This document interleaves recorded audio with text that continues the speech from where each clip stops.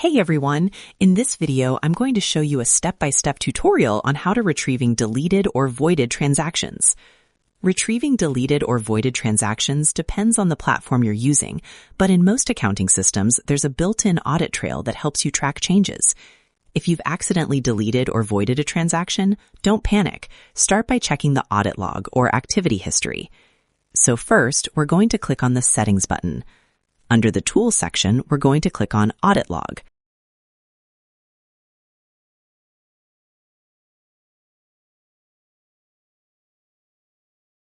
Then next, we're going to go to Events, and again, under that, we're going to click on Deleted Voided Transactions.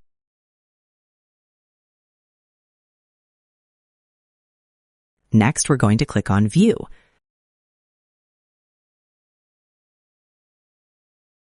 This will show you a detailed record of actions taken, including who deleted or voided a transaction and when it happened. So now we'll click on Copy to New Bill to retrieve it. Click on Confirm.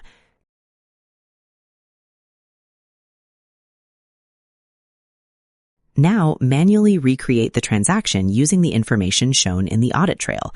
That's why it's important to review the details carefully before re-entering it to ensure accuracy. Then click on Save.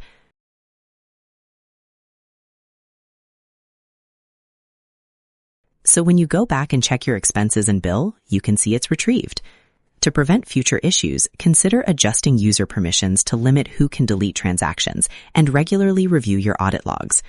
Understanding how to retrieve or recreate deleted and voided transactions helps maintain accurate financial records and protects your data integrity.